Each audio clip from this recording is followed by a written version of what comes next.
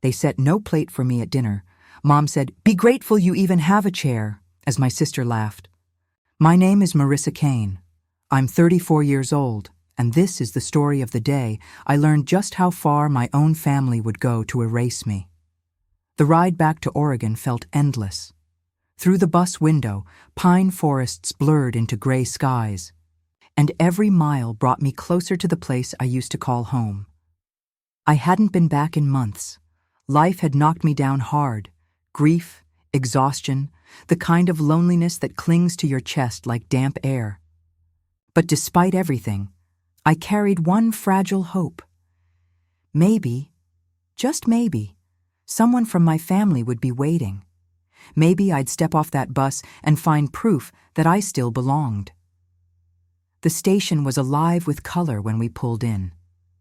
Balloons bobbed. Above heads, children squealed as they ran into grandparents' arms. Couples clung to each other like they'd been apart for years. That's how reunions are supposed to look.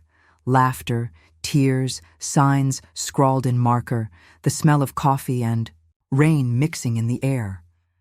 I scanned the crowd again and again, my suitcase heavy at my side, heart thudding as if it might drag me to the floor. Every time I thought I saw a familiar face, it turned out to be a stranger. Then came the reminder. A glance at my phone, the family group chat glowing like a wound.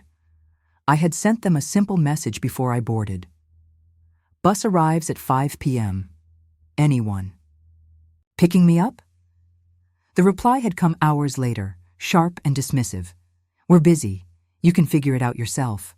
And just below it, a thumbs up from my father, as if my absence was something to endorse. The screen burned in my hand. That wasn't just inconvenience. That was a statement. In that moment, standing in the middle of reunion after reunion, I understood what it meant to be invisible in your own bloodline.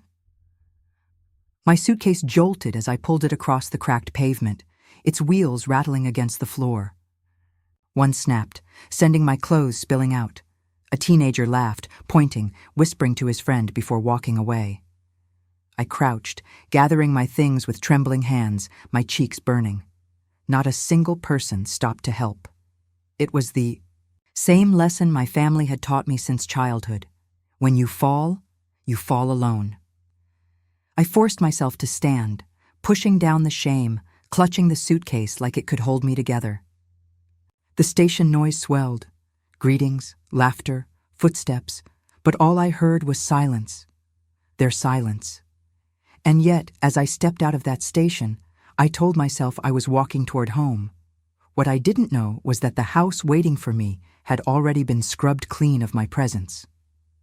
What I didn't know was that inside those walls, I was about to discover how thoroughly a family can erase one of its own. The cab dropped me at the corner of the street I had memorized since childhood. The neighborhood looked almost unchanged, familiar. Trees bending under the weight of rain, fences sagging in the same places, the air damp with pine and soil. But as I walked toward the house, something inside me tightened. The closer I came, the more it felt like approaching a place that had already decided it didn't want me back. The front yard was trimmed to perfection. Fresh paint covered the porch railings. Even the mailbox had been replaced with a sleek new design. It should have felt welcoming, but to me it felt staged, like a set built for strangers. I turned the key in the lock, still surprised it fit, and stepped inside. The first thing that struck me was the smell. Sharp, sterile, the sting of fresh paint, nothing like the warm hint of cinnamon and gardenias that once clung to these walls. My footsteps echoed against hardwood that had been polished to a shine. The house was clean, almost too clean. It didn't breathe anymore. I stood in the living room, frozen.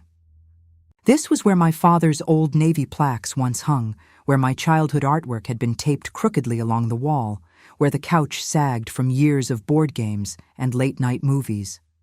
Now it was all gone, replaced by glossy prints. Of landscapes, a sleek gray sectional, and a glass-topped coffee table stacked with magazines. The warmth had been stripped away and replaced with something curated, something meant to impress visitors. I lowered myself onto one of the stiff new chairs, the cushions barely giving under my weight. My eyes wandered across the room until they landed on a leather-bound album resting on the table.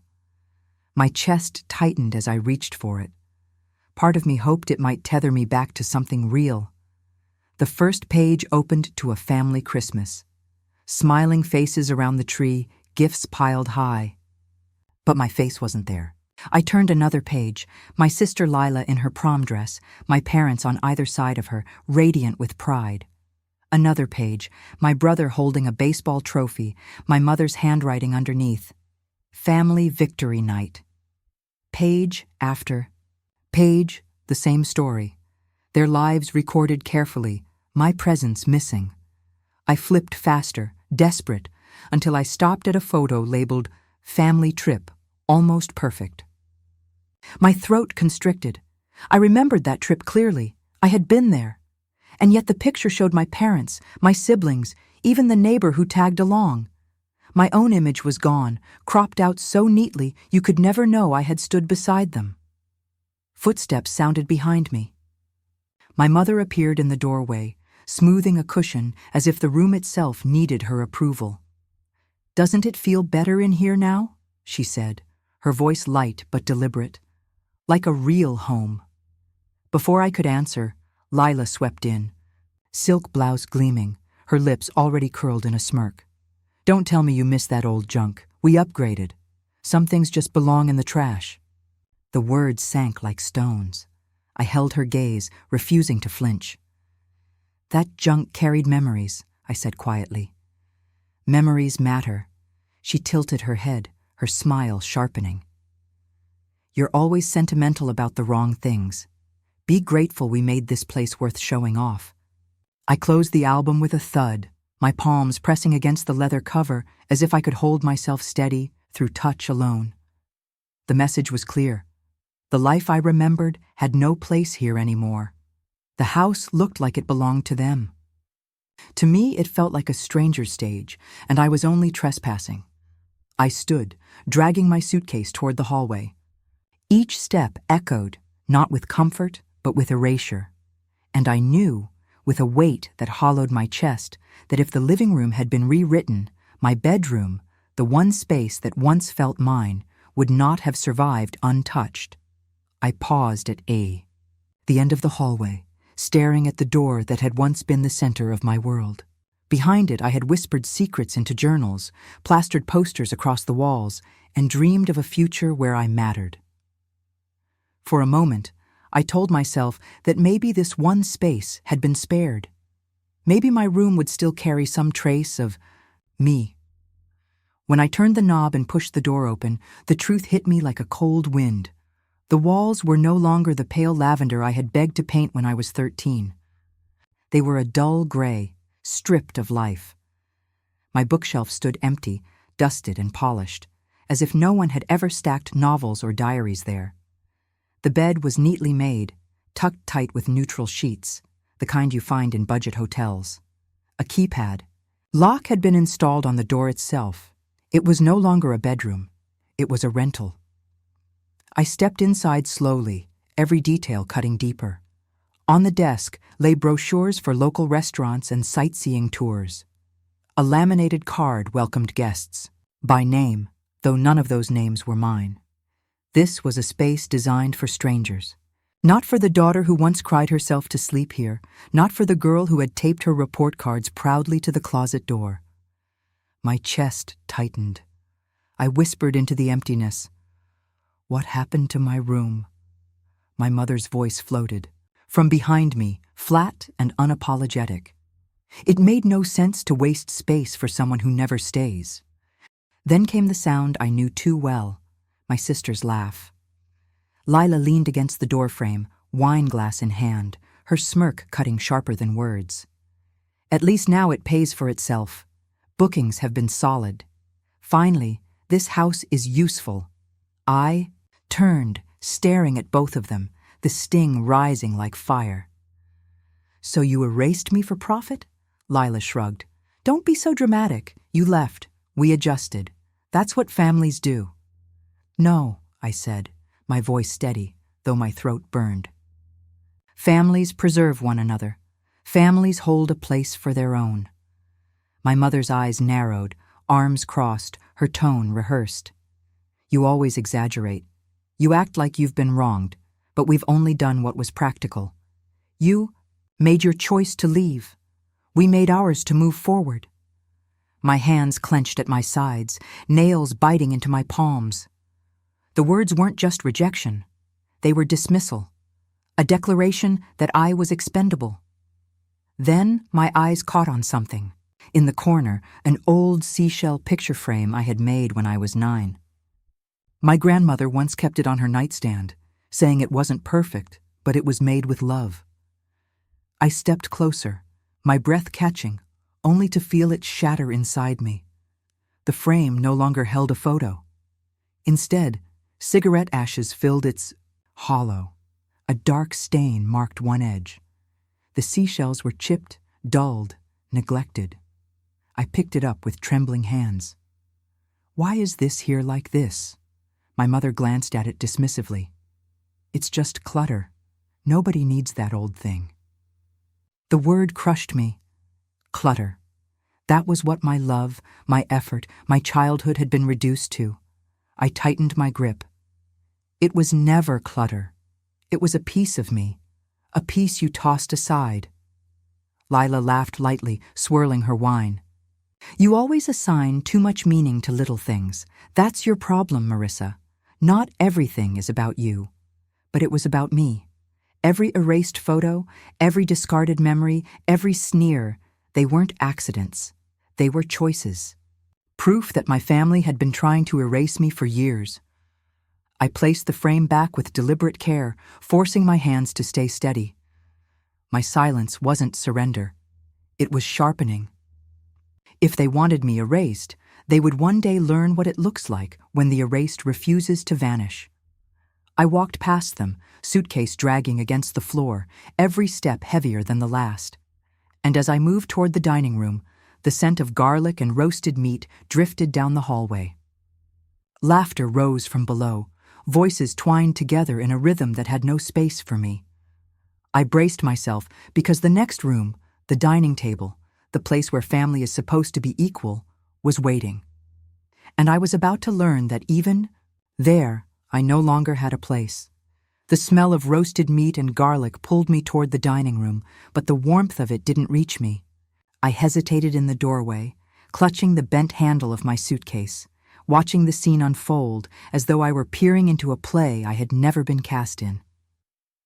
My father sat at the head of the table, shoulders squared, posture stiff as ever. He said nothing, his silence stretching like armor he had worn for years.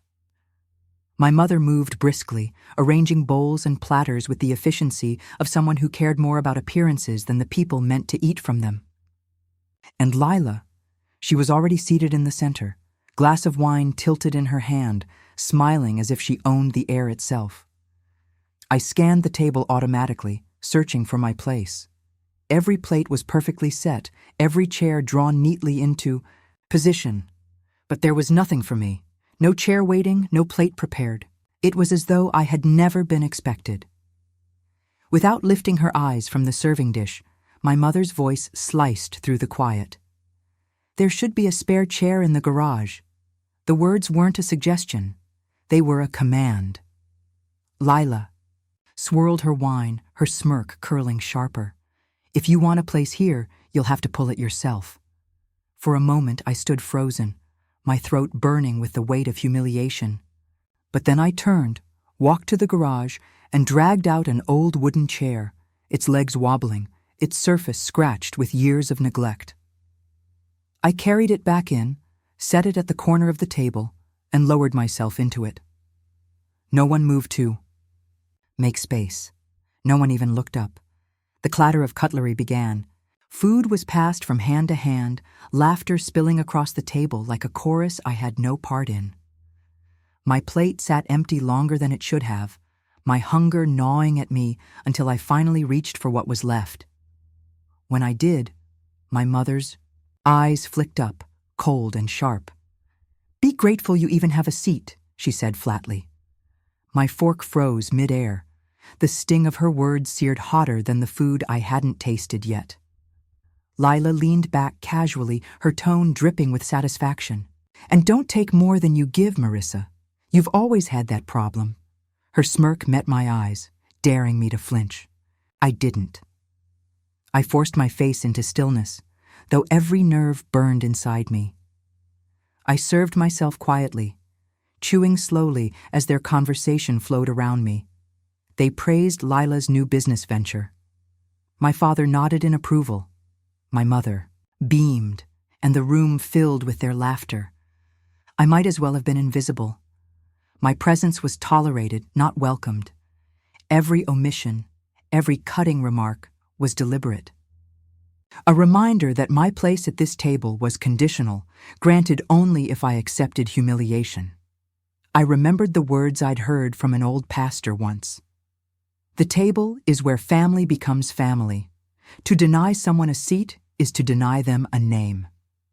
Sitting in that shaky chair, isolated at the edge of the meal, I understood those words in my bones. I wasn't just being denied food. I was being denied belonging. I sat taller, forcing my back straight, studying each of them with clear eyes. My father's silence was no longer neutrality. It was complicity. My mother's sharpness was armor she wore too well.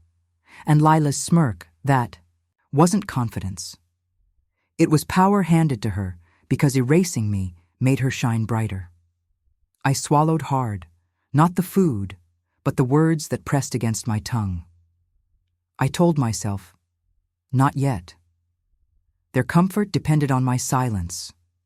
But silence, when chosen, could become its own kind of weapon. When the meal finally ended, they lingered in laughter, their voices filling the room like a song rehearsed too many times. I sat in my corner chair, outwardly calm, but seething inside. They thought they had fed me shame, but I knew what I had just swallowed wasn't defeat. It was decision. The next morning, I rose earlier than anyone else. I carried the bitter weight of the night before, but also a sharper resolve, and as I walked down the hallway, past the study door left slightly ajar, a shaft of sunlight caught a neat stack of papers on my father's desk. My steps slowed, my chest tightening. Something in me already knew. The real erasure was written, in ink. The house was quiet that morning, the kind of silence that feels staged. My mother's voice floated faintly from the kitchen as she spoke on the phone, clipped and confident, while the smell of coffee drifted down the hall. I walked slowly, letting the boards creak under my steps until I reached the study, once my father's sanctuary, filled with his navy caps, binders, and the faint scent of leather and ink. The door was left slightly ajar. A ribbon of sunlight cut across the desk, illuminating a neat stack of folders. Something in me froze. I shouldn't have touched them, but my hand moved before reason could catch up. I pulled the top folder toward me, fingers trembling as though they already knew what they would find. The pages were crisp, official, notarized. At first my eyes skimmed past numbers and legal jargon, but then the words leapt out, slicing through me. Beneficiaries: Elaine Kane, Richard Kane, Lila Kane. My name was nowhere. I flipped through each page, desperate for correction, for any sign that I had been considered. Bank accounts, property transfers, the house itself, all of it listed under their names. I searched again, slower this time, scanning every line as if sheer willpower could pull me back into existence. But I was gone, erased on paper as cleanly as I had been erased from the dinner table the night before. My voice slipped out in a whisper, barely audible even to myself. They erased me from the family on paper. The words felt heavier than the ink, heavier than the silence pressing against the walls. It wasn't just about money or inheritance. It was about legacy, identity, belonging. My existence had been legally deleted. Mom. My voice rose without meaning to. Her heels clicked sharply across the tiles before she appeared in the doorway, phone still in hand. She stopped when she saw what I was holding. Her expression hardened instantly, like she had rehearsed for this very moment. "What are you doing in here?" I held up the folder, my voice sharp but steady. "Why is my name missing? Why am I not part of this?" Her lips thinned into a practiced smile. "You've always been independent. You don't need us for anything." "That's not an answer," I said, my voice cutting through the air. Just then, Lila appeared behind her, a coffee cup in hand, her timing too perfect to be coincidence. She leaned against the doorframe, her smirk already in place. "We just did what made sense, Marissa. You left, remember? You built your own life. We adjusted ours." My stomach twisted. "You decided for me. You decided I don't exist. That this house, our history, belongs only to you." Lila sipped her coffee, eyes glittering. "It's practical. Don't make it dramatic. Practical." The word stung like acid. Practical to erase your daughter. Practical to rewrite history. Practical to delete her name like an unwanted line of text. I set the folder back on the desk, my fingers steady though my heart was pounding. The truth crystallized inside me, sharper than anger. I wasn't just excluded by neglect. I was erased. By design. I remembered something I once read. Sometimes the people you take a bullet for are the ones pulling the trigger. Standing in that study, staring at my parents and sister, I understood those words more deeply than ever before. I stepped back, my voice low but clear. "You didn't just erase me from the will, you erased me from the family." Neither of them flinched. My mother only tightened her jaw, my sister only smiled wider. But later that day, as I stepped outside for air, a familiar voice called my name from across the street. It was Mrs. Donovan, our neighbor, her eyes careful as she pressed a worn envelope into my hands. "Your grandmother gave this to me years ago," she whispered. "She asked me to keep it safe. She didn't want them to destroy it. I knew one day you'd need it." I stared at the envelope, my pulse quickening. The truth, hidden in plain sight, was now resting in my hands. The envelope felt fragile in my hands, its edges softened by time, the paper slightly yellowed. "Mrs. Donovan stood close, her voice steady but low, as though even the air might betray the secret she was passing on. "Your grandmother trusted me with this," she said. "She told me to keep it safe. She worried they'd try to bury her words. I think she knew what was coming." I swallowed hard, my fingers trembling as I slipped a nail beneath the flap. For a moment, I hesitated.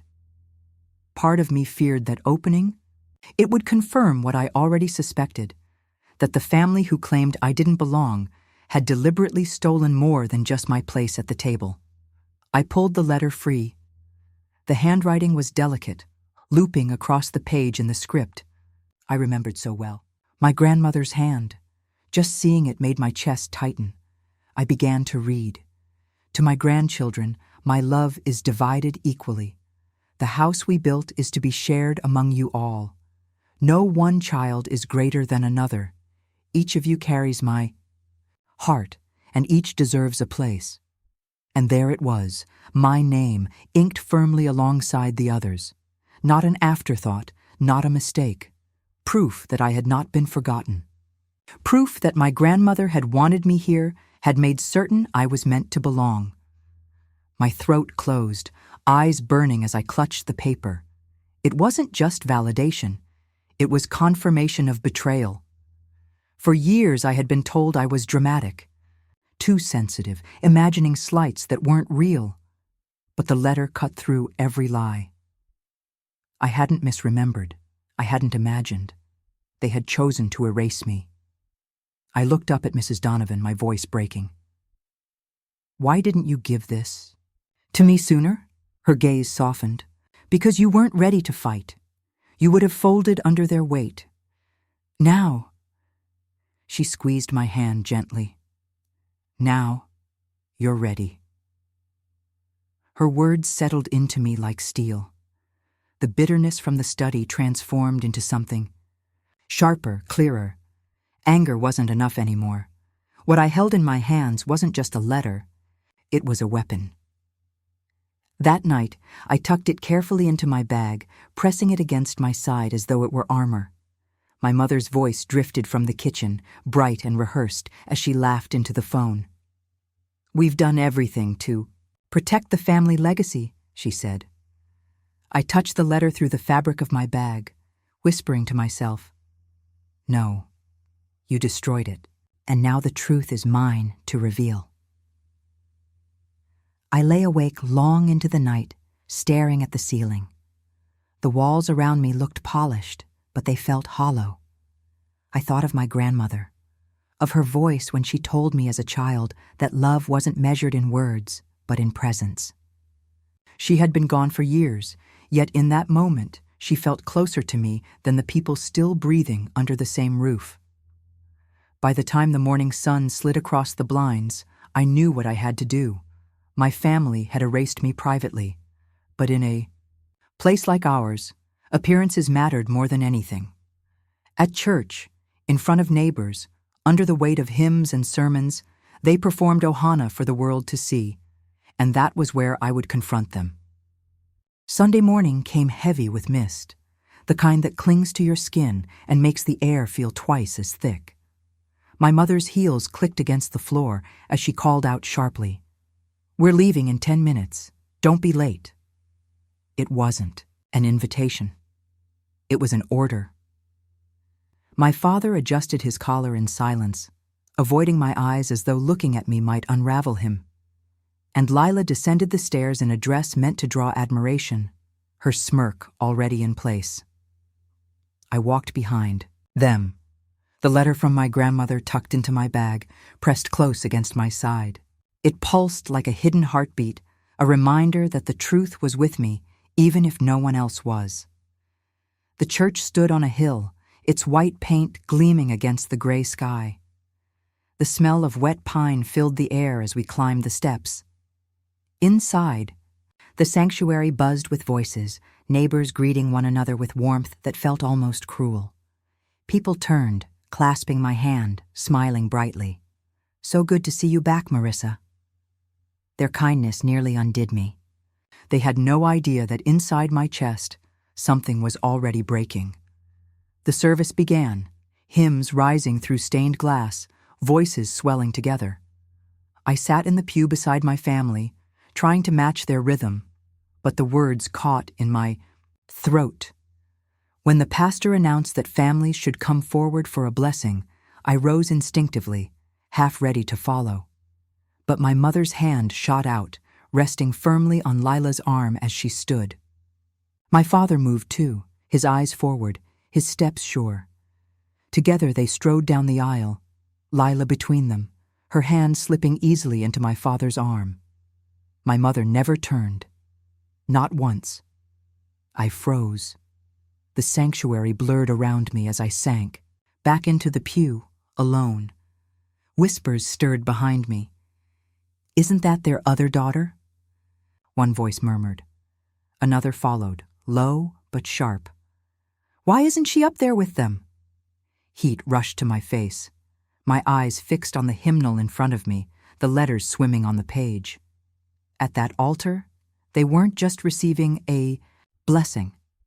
They were rewriting the performance of family, polished and perfect for everyone watching, while I sat invisible a few feet away. The pastor's voice washed over them, words about love, unity, sacrifice. Each syllable struck me like a blow. In this community, being blessed at the altar wasn't just ritual, it was recognition. To be left behind wasn't a mistake, it was exile.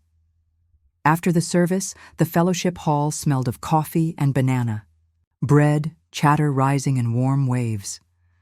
I lingered near the edges, clutching a paper plate that stayed empty. My mother's voice carried easily across the room, pitched just loud enough for others to hear. She always needed help, she said. To a circle of women, her tone casual but cutting, never quite responsible on her own. The words stabbed sharper than if she had shouted. Lila's voice followed, smooth and sweet as poison. She's been gone so long. She doesn't understand what family sacrifice really means. We carried everything while she did whatever she pleased.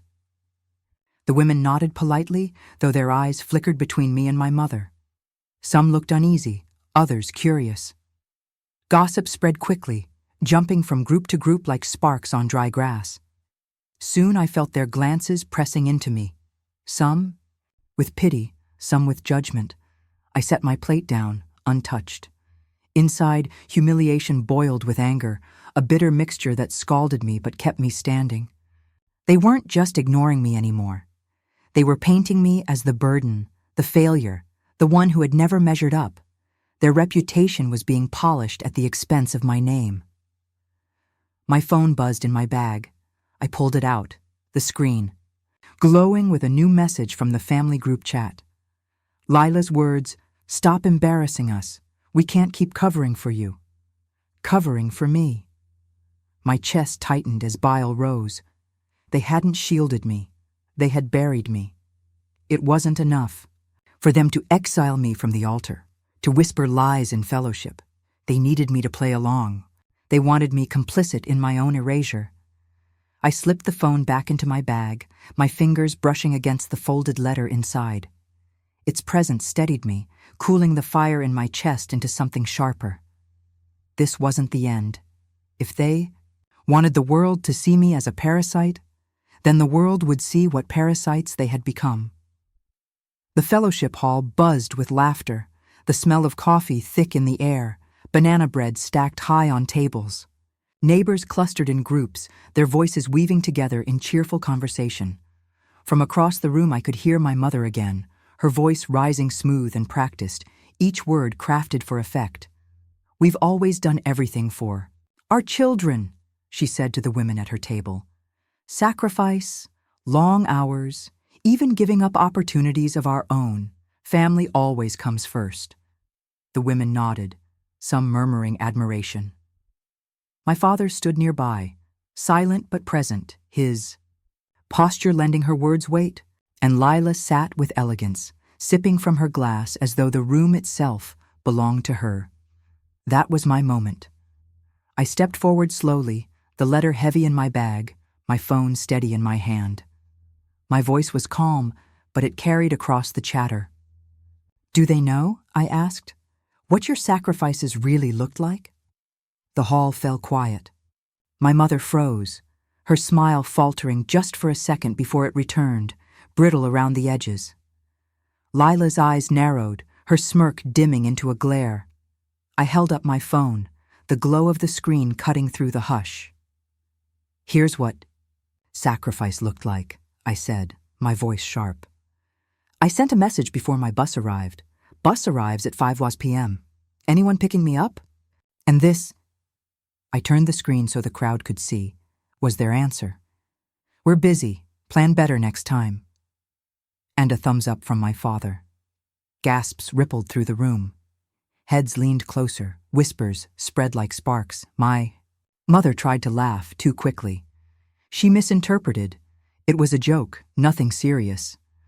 I cut her off, my voice stronger now. "Neglect isn't a joke when it's your own blood. You left me to walk alone after 30 hours of travel. That wasn't humor, that was dismissal." The weight of my words hung heavy, undeniable. In this community, text messages weren't just words, they were receipts, proof that couldn't be twisted away. Faces in the crowd shifted, sympathy sliding toward me, disapproval shadowing my parents, and I wasn't finished. With deliberate care, I reached into my bag and pulled out the envelope Mrs. Donovan had given me. I unfolded the letter slowly, the ink faded but strong, my voice softening though each word landed like stone. "This is from my grandmother," she wrote. "The house is to be shared equally among all my grandchildren. Each carries my love, and each deserves a place. My name is here, written by her hand, not erased, not forgotten." Murmurs grew louder. Disbelief etched across faces. A neighbor shook her head, whispering, "So they hid it." Another muttered, "All these years?" My father's face paled, his eyes dropping to the floor. "Things changed," he muttered, his voice cracking. Circumstances shifted. No, I said sharply. You changed the truth. You buried her wishes because they didn't serve you, and you thought no one would ever see it. The air thickened, the silence breaking under the swell of whispers and gasps. Then I pulled out one last piece of evidence, a family portrait from years ago. The photo warped at the edges where scissors had sliced cleanly through. My face was gone, cut from the frame. I held it high so everyone could see. Even in pictures, I said steadily. You erased me, but I am still here. The room stilled. My mother's lips pressed thin, color draining from her cheeks. Lila's eyes burned, her smirk broken. My father hunched lower, shame weighing on him like stone. Neighbors turned to each other, shaking their heads, voices rising. We thought she was the burden, one said quietly. But it wasn't her. Another added, how could they do this to their own child? For the first time in years, I stood taller than all of them. Their silence, their sneers, their control had no power left in this room. The truth was out. I clutched the letter to my chest, my voice calm but final. You spent years erasing me. Tonight, I erased your illusion. The whispers surged into open judgment, chairs scraping as people pulled back from my family. My mother's shoulders stiffened, my sister's glare hardened, and my father stayed motionless, too cowardly to lift his head. In that moment, I knew the shame no longer belonged to me. It belonged to them. The fallout from the fellowship hall spread faster than wildfire. By Monday morning, the story of my family's humiliation had traveled across the town, through whispered phone calls, over checkout counters, in the hushed conversations of neighbors who had once praised them. Their perfect image was cracking, and they knew it. I should have felt relief, but instead I felt the tension coil tighter around me. People stopped me in the market to say I was brave, that I had spoken the truth. Yet every time someone's eyes lingered a moment too long, I could feel the weight of my family's rage pressing closer. That rage finally surfaced at the community center meeting 2 nights later. The hall smelled faintly of disinfectant and coffee, folding chairs lined in neat rows beneath the bright fluorescent lights. It was supposed to be an ordinary gathering, discussions about street repairs, school fundraisers, the usual civic chatter. But the air hummed with anticipation. Everyone knew the storm was coming. I slipped quietly into a chair near the middle, the envelope with my grandmother's letter pressed against my side like armor. Across the room, my mother sat in the front row, her posture flawless, her smile rehearsed. My father sat stiffly beside her, eyes down, the same silence he had always used as his shield. And Lila scanned the crowd with the smug confidence of someone who had never known consequence. When the moderator opened the floor, my mother rose immediately. Her heels clicked against the floor as she turned to face the audience, her voice calm but laced with steel. We have given everything for our children, she began, her eyes sweeping the room. Every opportunity, every sacrifice, and how have we been repaid? By being slandered in front of all of you. Gasps rippled through the crowd. My stomach knotted, but I kept my gaze steady. She twists stories, my mother continued, her voice rising. She paints us as villains, but the truth is, we carried her for years. We gave, and now she seeks to tear us down. Is that the thanks we deserve? Murmurs spread through the audience. Some shifted uneasily in their seats, others frowned, unsure where to rest their sympathy. Lila stood next, her voice smooth, dripping with venom disguised as grace. She's always been like this, Lila said, turning toward the neighbors she had grown up performing for.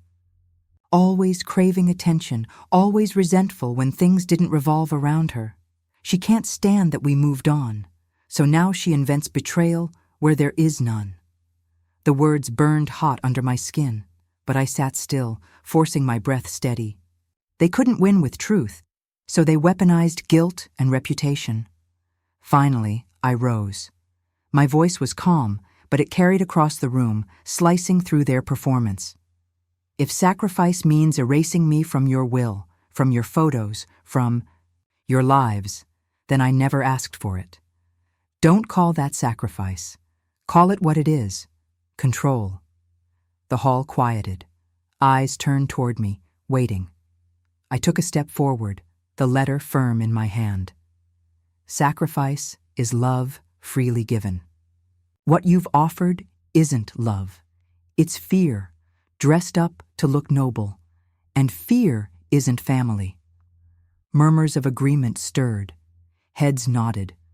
Recognition flickered across faces, people who knew exactly what it meant to be guilted into silence by those who claimed sacrifice as a weapon. And then, from the back, another voice rose, steady and unwavering. Mrs. Donovan. I've known this family for years, she said, her posture firm, her eyes blazing with truth. I saw how Marissa carried burdens alone while her sister was praised. I watched her help neighbors when her own parents turned away. And yes, I kept her grandmother's letter because I knew one day it would matter. Gasps cut through the hall. People leaned forward, whispering in disbelief. Lila's smile faltered. My mother's shoulders stiffened. My father's eyes dropped lower. The tide was shifting again, and I knew it. Their counterattack wasn't enough. Their words might still sting, but they no longer had the power to erase me. Not in this room, not anymore. I gripped the letter tighter, my voice firm. The truth isn't mine alone now. Everyone here has seen it, and silence, yours or theirs, can't bury it anymore. The hall erupted into voices, some angry, some supportive, but the weight of the moment was undeniable. My mother grabbed her bag, storming out with fury written across her face. Lila hesitated, her smirk broken, before following. Only my father lingered, shoulders hunched, cowardice laid bare. When the meeting ended, neighbors stopped me one by one, shaking my hand, pressing my shoulder, thanking me for speaking.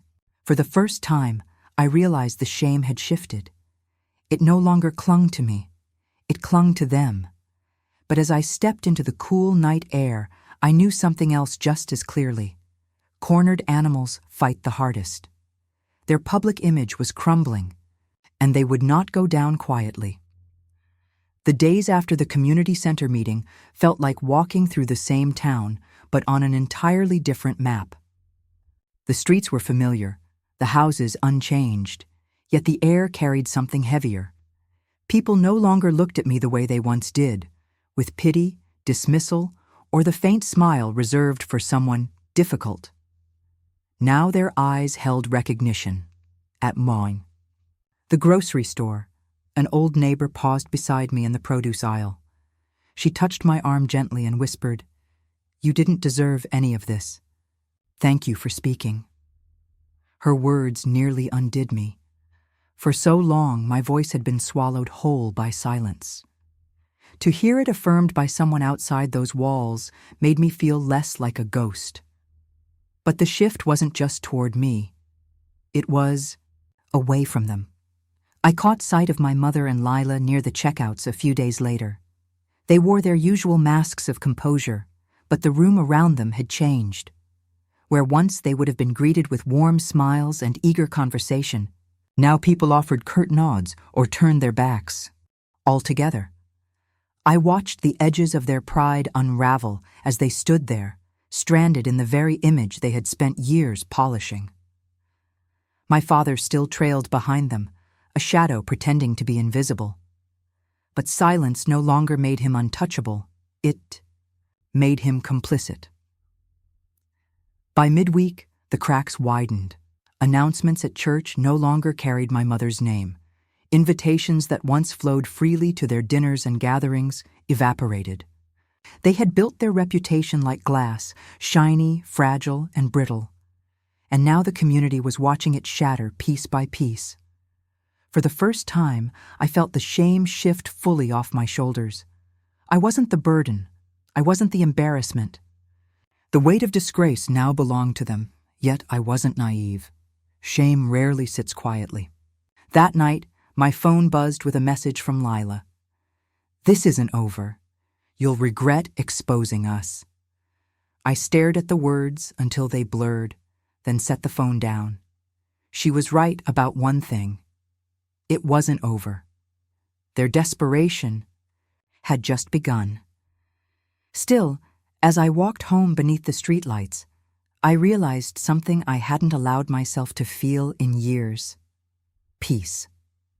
It wasn't that the battle was finished. It was that I no longer carried it alone. Neighbors had witnessed the truth. Strangers had validated my existence. The isolation that had defined me for so long had begun to crack. Family, I thought, was never about blood alone. Blood can betray, blood can lie, blood can erase you from photographs and wills. Real family is loyalty, presence, the people who show up when you're invisible to everyone else. For me, that had been a neighbor who handed me my grandmother's letter, a woman who remembered who I was when my own parents pretended not to.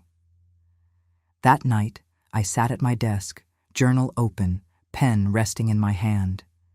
I wrote one line over and over until the page blurred with ink. Family isn't who shares your blood. Family is who refuses to let you disappear. And with that thought, I began to understand that the war inside my house was shifting into something more dangerous. If they had lost their grip on the community, they would tighten it inside those walls, and I had to be ready. The silence inside the house grew heavier with each passing night. It wasn't peace, it was the kind of silence that pressed against the walls, waiting for someone to break it. My parents avoided me in their own home, their footsteps sharp across the floor, their voices hushed when I entered the room. Lila's presence was louder, though she hardly spoke. Her smirk lingered like a warning, her eyes following me with the promise of a fight. I knew the time had come. I had exposed them to the community, but that wasn't enough. I couldn't stay inside these walls, walking hallways where my face had been cut from photographs, eating at a table where my chair was borrowed from the garage. To keep living here was to let their erasure continue. So I chose my ending. The next morning, I rose before the sun. The house was still, shadows stretching long across the walls. I packed what little I had left, some clothes, my journal, the letter from my grandmother. My suitcase looked pitiful beside theirs, but it was enough. It was mine. Before I left, I walked into the living room one final time. They were waiting, as if they had sensed it. My mother stood near the mantel, arms crossed, her eyes sharp with fury she didn't bother to hide. My father hovered in the doorway as silent as ever, and Lila sat in the center of the sofa, glass of water in her hand, like a queen presiding over her throne. "You'll regret this," my mother said first, her voice flat, controlled, dragging our name through the dirt, turning the community against us. "You'll regret it." I met her gaze evenly. "No," I said. "You'll regret what you did when the world sees it for what it is." Lila laughed softly, shaking her head. "The world doesn't care about your sob story, Marissa. You've been gone too long to matter now." I reached into my bag and pulled out the stack of proof I had carried with me like weapons. The group chat screenshot, the family photo with my face cut away, the letter from my grandmother, her words clear, her ink unshaken. I spread them across the coffee table in front of us. "Here," I said quietly. "Your own words, your own choices. You can call me invisible, but you can't erase this."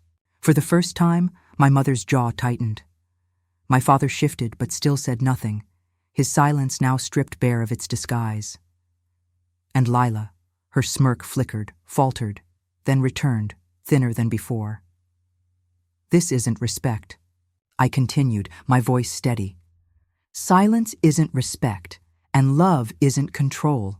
You taught me to swallow my voice and call it loyalty. I'm done mistaking chains for family. No one answered. For once, their silence wasn't my prison. It was theirs. I picked up my phone, opened the family group chat that had carried years of dismissals, and typed a final message. No worries. This is the last time you'll hear from me. The same phrase I had once used to cover their rejection now carried an entirely different weight. Back then, it had meant surrender. Today, it meant freedom. I hit send. Then I deleted the chat. Not out of weakness, but out of power. For years, they had chosen to erase me. This time, I erased myself from their world. On my terms, I walked upstairs one last time, gathering my bag, my suitcase, my journal. As I passed the family portraits, I let my eyes linger. In one photo, my face was gone. In another, I stood blurred at the edge. In the next, I wasn't there at all. Once those absences had hollowed me. Now they confirmed why I had to leave. At the front door, I paused. My hand rested on the knob, the air thick with memories that no longer belonged to me. Behind me, the house stood silent. Ahead, the morning light spilled across the path. I stepped outside without looking back. By evening, I found myself at the shoreline, the waves rolling against the sand in steady rhythm. The sky blazed with streaks of crimson and gold as the sun slipped lower. I set my suitcase down, closed my eyes, and breathed deeply. For the first time, I felt the air fill me without heaviness. I whispered into the wind. You tried to erase me, but I survived. And now, I write myself back into existence. The waves lapped at my feet, cool and certain, as if answering me. The story was no longer theirs. It was mine. In the end, I learned that family isn't defined by the people who share your blood, but by those who refuse to let you disappear. Walking away wasn't the end of my story. It was the beginning of reclaiming it. If this story moved you, don't forget to hit that like button and subscribe for more powerful true stories. Your support helps bring these voices to light, and you won't want to miss what comes next.